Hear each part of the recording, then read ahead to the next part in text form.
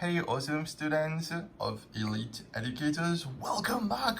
What we're gonna do today, well, this is part 2 of a 2-part video where the first part we went through, we analyzed, we talked about the comprehension. So the comprehension passage itself, it was entitled Lost in the Woods. And the gist of it, the summary of it, was basically a hunter who went in the woods. He was following his dog, Gypsy. He got lost. He kept going deeper and deeper in the forest, and he got scared. And he started to remember old folklore about Papa Bois, and he just got frightened. He got lost, and then he was rescued by some villagers who came to save him. So we're gonna go through the answers today.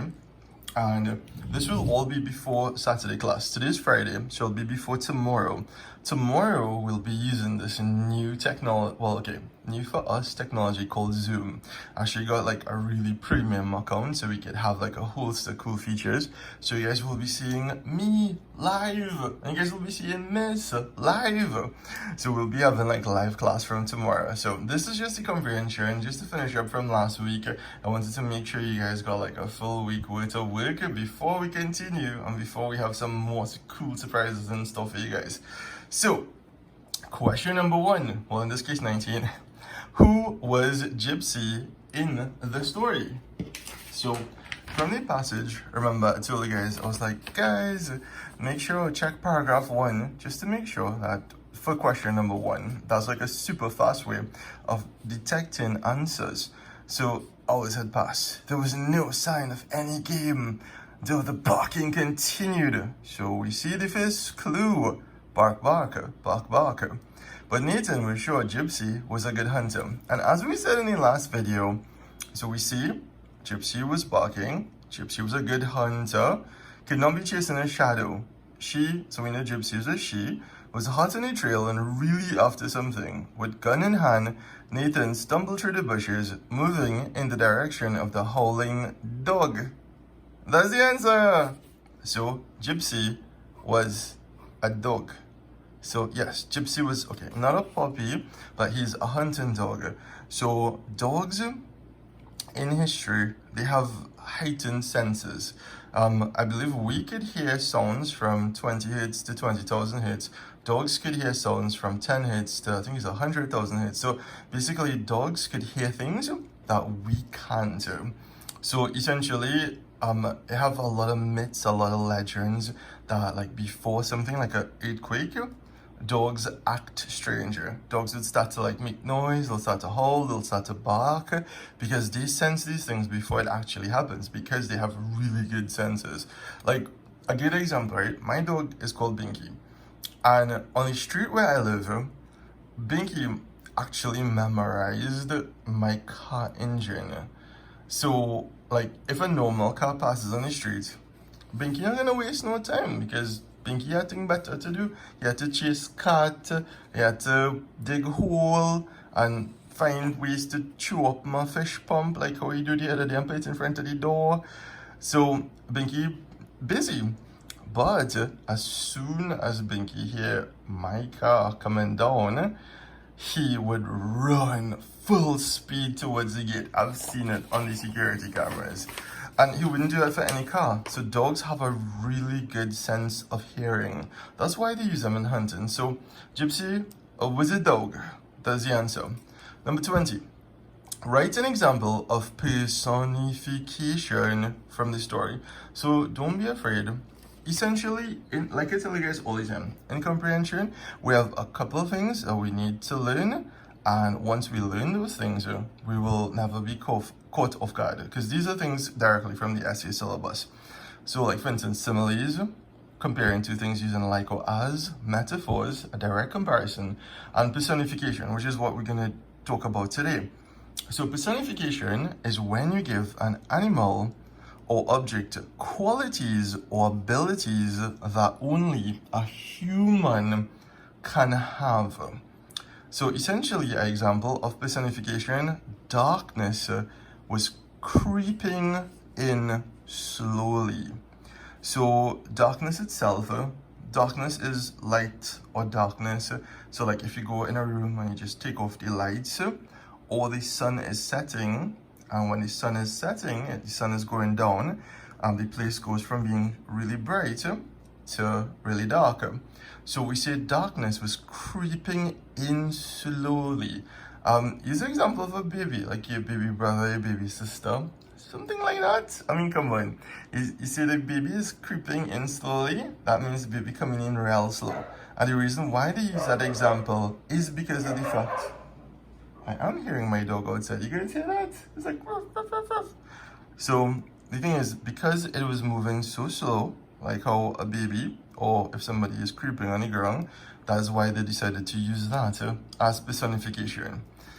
Number 21. Write 2 examples of imagery from the first paragraph. Ooh, this is sliding. Whoa. 2 examples. Okay, good. 2 examples of imagery from the first paragraph of the story. So the first thing is, if we didn't know what imagery was, because imagery itself is on the essay syllabus and the ELA, we could look at the word itself, imagery, image, as in picture. So imagery itself, I'll click it on the phone, imagery, press it. Imagery. Okay, they said imagery, but it's really imagery. Imagery, noun, a visually descriptive or figurative language, especially in literary work. So visually descriptive. We're not going to use figurative or anything like that. So visually descriptive, we could see it with our eyes. Visual images collectively. Imagery means to use figurative language to represent object actions and ideas in a way that appeals to our physical senses. So essentially, what it means is that, iPhone storage almost full. Interesting. What it means is that, I may have to split this into 2 videos. What it means is basically, we would use language that would help to describe images and to have different types of imagery. So for instance, we have visual. So visual will describe like colors, shapes, sizes, patterns. So for instance, if we have like a red and black JanSport bag, we have tactile. So like for instance, like texture, what would be the texture of this paper? It will be temperature, like the pot was extremely hot. We have auditory, which will be respect to our hearing. So noise, was it concert loud? Was it soft? Was the band for carnival extremely loud? Was it melodious? Was there silence in the library? Gustatory, which is like taste. Was it bitter? Was it sour? Was it sweet, acidic, salty? And olfactory, which is sense of smell. So when you guys go in secondary school, you guys will see for some reason Axe body spray is very popular, and when somebody sprays it in class, yes, it is probably not the best fragrance in the world. Okay, so I will probably split this into another video. I want to check storage, but okay. 21. Write 2 examples of imagery from the first paragraph of the story. With gun in hand, Nathan stumbled through the bushes. So it basically gave us a visual picture of Nathan himself. He had his gun in his hand, and how did he go through the bushes? Did he just walk through? Did he jog through? He stumbled through the bushes. Then we have monkeys swinging from the branches of the giant trees in the deep woods. So those are 2 good examples of imagery from the first paragraph. This is vital. Remember, first paragraph. We don't want to go and give good examples of imagery from the second paragraph, because we'll get 0 out of 2 marks. So here what, I'm a bit concerned about the low memory. So let me get this transferred to the iPad, and I will come back with a brand new fresh slate, and we'll edit it in post. See you guys for question 22 in, for me it'll be about 5 minutes, for you guys it'll be 2 seconds. Hey guys, and we're back. And what did we learn from the last video? We learned that iPhones have very little storage space. No, just kidding. We learned about personification, when you give an animal or object qualities that only a human could possess. We learned about imagery, where the writing itself, it paints a picture. It basically shows you exactly what is happening. So now let's move on. All right, 22. Write one phrase that appeals to the sense of hearing and one that appeals to the sense of sight from the second paragraph. Guys, remember, instructions and understanding instructions is half of the battle. Remember, they said second paragraph. So make sure you highlight, underline second paragraph. Because, for instance, if we go and we put information from the first paragraph, we'll get it wrong. If we put it from the third paragraph, we'll get it wrong. And they also said to just put one phrase. Now, we actually have many different phrases that we could use, but they just want one. And from the second paragraph itself, remember, a phrase is an incomplete sentence. A phrase is a string of words.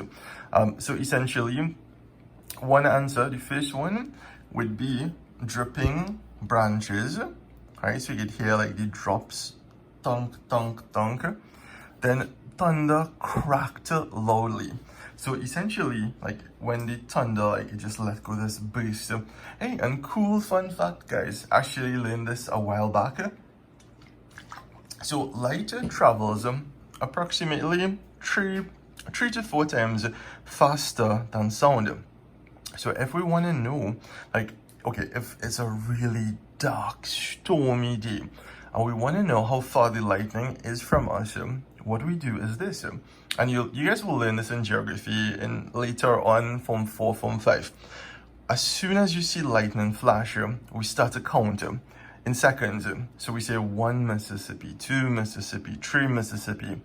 And then we stop counting as soon as we hear the big blast of thunder. So 1 Mississippi, 2 Mississippi, 3 Mississippi, 4 Mississippi. And so thunder come when we reach 6, boom, we hear thunder crackle. 6 seconds, what we do, we divide it by 3, essentially, because the sound travels 3 times slower than light. So once we divide it by 3, so 6 divided by 3, 2. That is the amount of kilometers the lightning is away from you. So if, for instance, you see lightning, and as soon as you see lightning, thunder, you just hear the cracks of thunder, that means that the lightning itself is really, really near you. And you should seek cover, go into a building where it is safe, don't be in the open. All right, so moving on. So thunder cracked loudly. Then we have bow wow, bow wow, and even the echo of the barking dog. All of these things, when you read them, it appeals to the sense of sound, auditory senses. Then 2, flashes of lightning and dark forest. These appeal to the sense of sight. So we could see flashes of lightning, like strobe, like do-do-do-do-do-do-do. And then dark forest, it refers to the fact that the forest itself is dark, it is not bright, it is void of light. So we will not make any of these videos longer than 10 minutes, because it was after 10 minutes, that's when I got the low storage warning. All right, 23. What is the mood in the paragraph 3 of the story? So if we look back and we look at paragraph 1, paragraph 2, paragraph 3, darkness was creeping in slowly, and Nathan, so rain poured on and on as if it would never cease. Darkness was creeping in slowly, and Nathan could now hear strange noises in the stillness of woods. He was deeply terrified. So guys, come on, that's the answer more or less right there. Could it be Papa Boa misleading Gypsy? Would he and Gypsy be taken prisoners by the devil? The ghostly thoughts swirled in his head, and he was becoming sick with fear. That is more than enough evidence that Nathan was extremely, extremely, extremely scared. So we could use words from the paragraph 3 itself. He was terrified. He was scared, frightened. So they asked for the mood. So the mood itself would be happy, sad, elated. You have different types of mood, but clearly he was frightened. So frightened, scared, anything similar, you get full marks for. Write 2 words or phrases used to create this mood.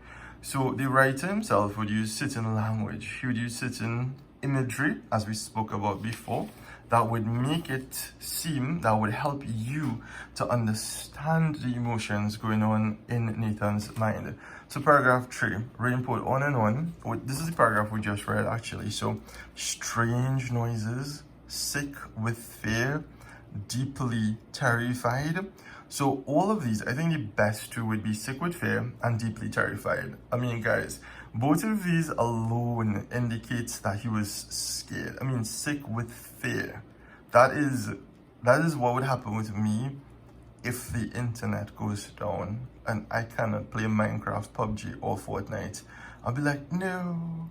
And deeply terrified. This is what happens when I go to KFC and they say the chicken done and they're going to close and they're not gonna make no more chicken.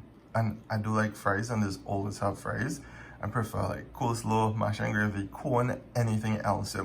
So if I go to KFC and hear strange noises, I'll be like, it's probably that's how this just cook the chicken. But yeah, I think these are like the winners. You can't get scarier than that per se. Alright, it is on to the more of the questions. Okay. I hope you guys see this good because I'm using an iPhone. We're using 4K, so it should be really clear, as well as you guys should get a better understanding of it. I decided to use the iPhone because I'm using the Samsung to upload. The S20 is actually currently uploading another video, and I have the iPad uploading another video. Guys, trust me, with Elite Educators, you guys will get way more content than you pay for. Like again, other schools is like, hey, let's just probably do a video-ish or live stream, and that's the end of story. No, we go beyond and above because we want to make sure you guys do good. Alright.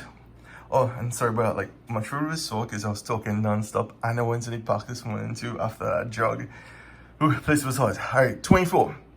What is the meaning of the word game, line 1, as used in the story? So whenever they ask us something, let us go back to the passage. Okay, so hours had passed and there was no sign of any game.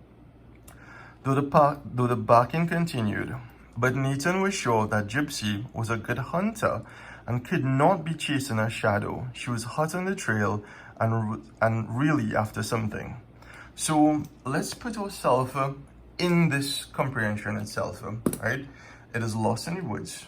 So why would people go in the woods? People go in the woods, one, probably for a hike, but besides that, they would go to hunt. And we already see that. Nathan has a gun. Nathan has a dog who is a hunting dog. And they use the word over and over and over. So they say still there was no sign of any game. So we already find out that Nathan is a hunter. We already find out that he is in the woods. So even though we don't know what the word game is, and I mean, come on, some of you guys probably thinking, hey, that's Minecraft, sir. I'm like, no guys, sorry, wrong game. Or like PUBG, sir. No, wrong one. So essentially, we could use the information from the comprehension itself to deduce what exactly game is. So okay, he's not a hiker, right? So we sure he's a hunter, right? Yes or no? Yes. We know he's there with a hunting dog. True, that's Gypsy. Gypsy is a girl hunting dog. So if he's a hunter, what is he there to do? Come on guys, this is super easy. He's there to hunt, because he's a hunter. Wait, I'm trying to change his zoom. Ooh, okay, that's a lot of zoom. So he is a hunter. So he is there for, the word game means an animal that is hunted. So come on. Hey guys, okay, so that was a bit of a case of deja vu. The memory ran out of the phone. So again, I just sent the entire file to the iPad, which I'll use for editing and post. Videos really easy to edit on iPhones and not that easy to edit on Android. But sorry, tomorrow we'll be doing live streaming, so hopefully that is way better. Alright, so we already did number 24 and we used logic, reasoning and all of the information given in the comprehension itself to deduce what is the possible meaning of the word game. So game means animal that is hunted. 25. What is the writer's opinion of Papa Bois? Now remember, the writer, again, if you guys see in my answer, said he or she. Now they asked the writer's opinion. Remember, the passage itself, the star of the passage is we boy Nathan. So some students might get the opinion, they might feel that, hey, we're talking about Nathan. That is not true. We're actually talking about the writer who is wait, it's not trying to fix the contrast here. The writer who, whoa, okay, that is way out of focus. The writer who we don't know. We don't know if it's a he or she because it did not give us that information. So essentially, we have to look at where they refer to Papa Bois in the passages. Hey guys, okay, I'm back. So again, we ran out of memory, but next time we'll use Samsung. Samsung, it has way more memory. Okay, so I'm back on question number 25. I think the last thing I said was that, okay, what's the writer's opinion of Papa Bois? So in order to get the writer's opinion, we have to find examples in the essay itself where they mentioned Papa Bois himself. And we'll use those examples to help us understand what the writer thinks about Papa Bois himself. So, all right, on the line here, all right, okay, so rain poured on and on as if it would never cease. Darkness was creeping in slowly, and Nathan could now hear strange noises in the stillness of the woods. He was deeply terrified. Could it be Papa Bois misleading Gypsy? So the writer gave the impression that the main person, the star of the comprehension, he was thinking about if Papa Bois was bad, misleading Gypsy, pulling his dog into the woods and getting them lost. Would he and Gypsy be taken prisoners by this devil? So on the line there, that is what the writer thinks about Papa Bois, because the writer, he or she refers to Papa Bois as this devil. These ghostly thoughts swirled in his head and he was becoming sick with fear. So if the writer thought Papa Bois was good or a really awesome person, then they would say that they would not mention devil, they wouldn't mention becoming sick with fear, they wouldn't mention anything like that. So the answer for that one is he or she thinks that Papa Bois is a devil / evil being. Alright, 26. How did Nathan feel when he saw the villagers? Support your answer with evidence from the story.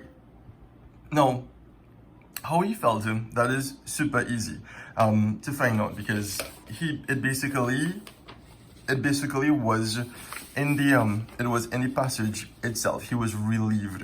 So in this paragraph, he was afraid. He thought, well, he was lost. He didn't know what to do. He couldn't find his dog, so it was just him. And suddenly, a light flashed before his eyes. Aha, it's Papa Bois, he thought. But no, it was not. It was a party of villagers who had come to rescue him. So guys, if something happened, like say for instance, school ends half day or something, and you're stuck there, your parents come for you, you'll feel relieved because they come to rescue you from school. Nathan now began to breathe comfortably. It showed again he was relieved. He was able to breathe okay. His pale face turned into a big, broad smile as he ran to his little son, who was among the party of rescuers. Thank heavens, he muttered to himself, thank heavens. It was sad though, as they could not find Gypsy, but their villagers returned for her the following day. So he felt relieved, he felt thankful. He was like, this ordeal is over. He has nothing to worry about again. And any one of the following, you'd get the marks for it. He began to breathe comfortably. So before he was stressed, he was worried, he wasn't able to breathe well. And then his pale face turned into a big, broad smile. So guys, do you guys smile when you're sad? No. You guys cry. Do you guys smile when you're anxious? No. You're anxious. You want to know if you won the prize. You smile when you're happy. You smile when you're relieved. You smile when you're thankful. And then he muttered, "Thank heavens." So by him admitting thank heavens, he was like, thank God, thank the Lord that he was rescued. All right, 27. How would you describe the villagers? Support your answer with evidence from the story. Now, think about it like this. The villagers, in this day and age, if someone is lost in the forest, they might be too scared to even go in the forest, because remember back then, this passage, I believe it was from a long time ago, they would not have had like good lights, they wouldn't have good technology. Back then they didn't have GPS, they didn't have stuff like that, so it would have been dangerous. So they themselves, they would have to be caring or kind in order to go and offer assistance, because the person Nathan, the person in the passage, he needed help, and they offered help. They were kind to actually give him that help. So support your answer with evidence from the story. So again, this is like in maths when you have working, you have to show working. So we put they were caring or kind, but how do we know that they were caring or kind? Because we could have said something like they were bad, they were horrible to him. But there is no part in the comprehension itself that shows that they were horrible to him or they were wicked to him or something like that. So it shows that, so in the passage itself, they looked for Nathan in the rain, in the deep forest. So that means they went in the rain, in the cold weather, in the deep forest. They returned the next day to look for Gypsy. So, for instance, they didn't have to go to find his dog. They probably could have said that, hey, finding him was more than enough. And they had to go back the next day in order to find Gypsy. And last but not least, question number 28. What do you think Nathan should have done to avoid being lost? Write one suggestion. Now, this one is not really a question that you will basically get the answer in the passage. Well, actually you could. You just have to find what he did and just write the complete opposite. So what happened was that Nathan, he got lost. But they want to know what could he have done, what he should have done to avoid being lost. So for instance, if you're going on a hunting trip, you could go with other people who know the way, go with a guide.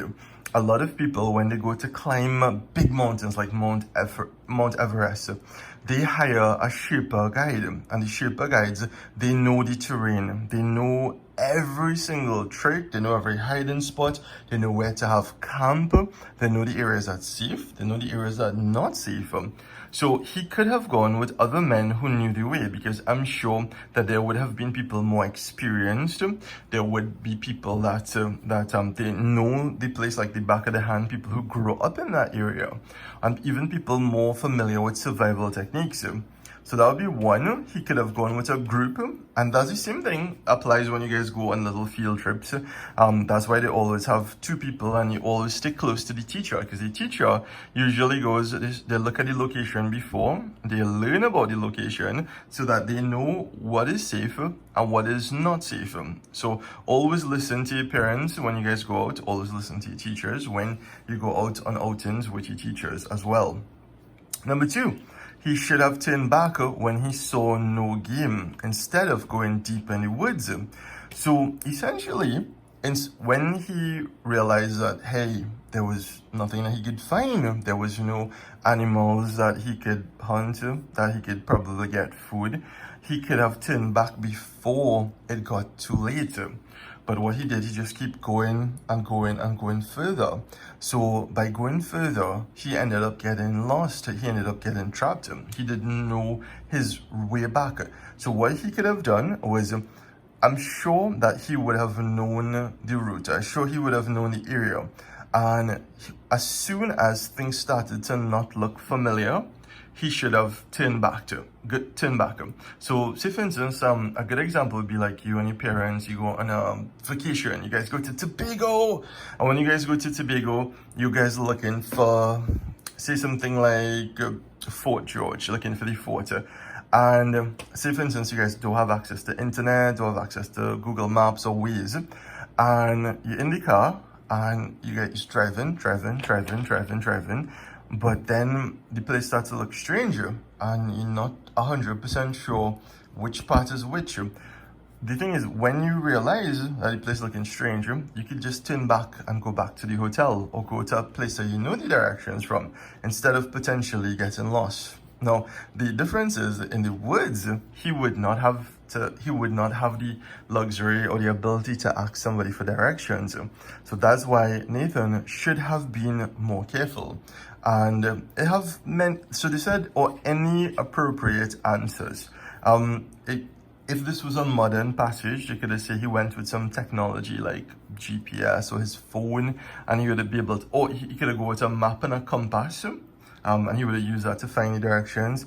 It could have said something like, he could have tied a string or placed a marker on certain trees, so he would have been able to find his way back.